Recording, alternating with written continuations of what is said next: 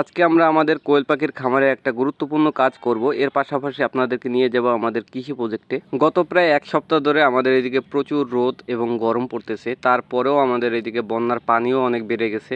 এরই মধ্যে আমাদের পাহাড়ি উঁচু জমিতে মালচিং পদ্ধতিতে চাষ করা সেই শশার প্রজেক্ট পরিষ্কার করে আবারও এখানে আমাদের শশার বীজ দিয়ে ব্যর্থ হলাম। কেন, কি কারণে ব্যর্থ হলাম, আমাদের সবজি প্রজেক্টের আপডেট এবং সেই সাথে আমাদের সোলার ইনকিউবেটরে ফুটানো কোয়েল পাখির বাচ্চাগুলোর বর্তমানে কি অবস্থা, সবকিছুই থাকছে আজকের ব্লগে। আসসালামু আলাইকুম, আশা করি সবাই ভালো আছেন। আমাদের এদিকে বন্যায় প্রচুর পরিমাণে পানি বাড়তেছে, অথচ আমাদের এদিকে প্রায় এক সপ্তাহ ধরে এরকম কোনো বৃষ্টি হয় না। বৃষ্টি যতটুকু হয়েছে, রাতে মাঝে মাঝে বৃষ্টি হয়েছে, কিন্তু ওই বৃষ্টিতে এত পানি হওয়ার কথা না, তারপরেও হু হু করে পানি বাড়তেছে। আমাদের বাড়ির সামনে যে পেয়ারা গাছটা, ওই পেয়ারা গাছটা নিচে অলরেডি পানি চলে আসছে। একদিকে বন্যার পানি বাড়তেছে, অন্যদিকে প্রচুর পরিমাণে তাপমাত্রা, রোদ, মাঝে মাঝে রাত্রেবেলা একটু একটু বৃষ্টি হয়। বৃষ্টি না হয়েও আমাদের এদিকে পানি বাড়ার মেন কারণ হইতেছে এই পানিগুলো মূলত ইন্ডিয়া থেকে আসতেছে।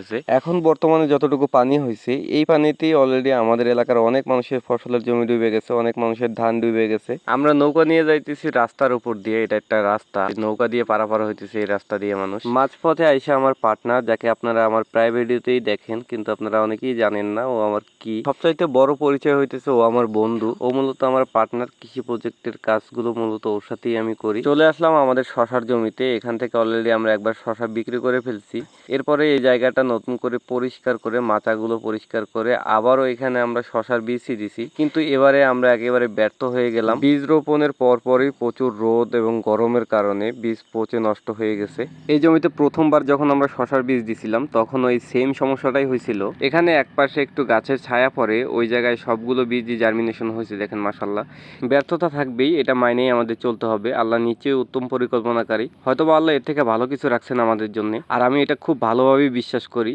এখানে আমরা আবারও নতুন করে আরো সতর্কতার সাথে বীজ বসাবো ইনশাল্লাহ, দেখবো এরপরে আমাদের কি হয়। এই জমিটি আমাদের আগেরবার শশা ছিল, এখান থেকে আমরা ভালো পরিমাণে শশা বিক্রি করছি আলহামদুলিল্লাহ। এরপরে এই জমিতে আমরা আবারও শশার বীজ বসাইছি। আপনারা যারা অভিজ্ঞ আছেন আমাকে কমেন্টে একটু পরামর্শ দিয়ে যাবেন যে এক জায়গায় দুইবার শশা ভালো হয় কিনা বা হয় কিনা। আমরা প্রথমবার শশা করছি, এরপরে এই জমিতে আবারও শশা করতেছি। আমাদের অভিজ্ঞতা আপনাদেরকে শেয়ার করবো ইনশাল্লাহ।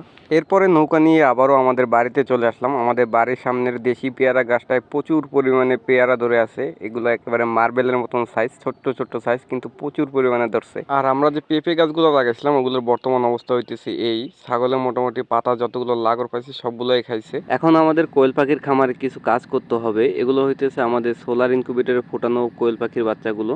এগুলোর বয়স আজকে 14 দিন। দেখতে দেখতে মাশাআল্লাহ এরাও অনেক বড় হয়ে গেছে। আমরা যেহেতু এদেরকে লিটারের মধ্যে রাখছি, লিটার কিছুদিন ব্যবহার করার ফলে এগুলো কিন্তু চাপটি লেগে যায়, কিছু কিছু জায়গায় ময়লা জমাট হয়ে যায়, ওগুলোকে আমরা বাইর করে দিব। এই কাজটা সময় মতো না করে দিলে প্রচুর পরিমাণে অ্যামোনিয়া গ্যাস তৈরি হয়, আর পাখি অসুস্থতার কারণ হইতেছে মূলত এই অ্যামোনিয়া গ্যাস। পাখি মুরগি যাই পালেন, গ্যাসের কারণেই মূলত বেশি সমস্যা হয়। পুরানো চাপটি লাগানো লিটারগুলো বের করে দিয়ে আমরা নতুন করে আবারও কাঠের ভুসি দিয়ে ঘরটাকে শুকনো খড়খড়ে বানাই দিছি। এখন ওদের থাকতে এখানে কোনো অসুবিধা হবে না।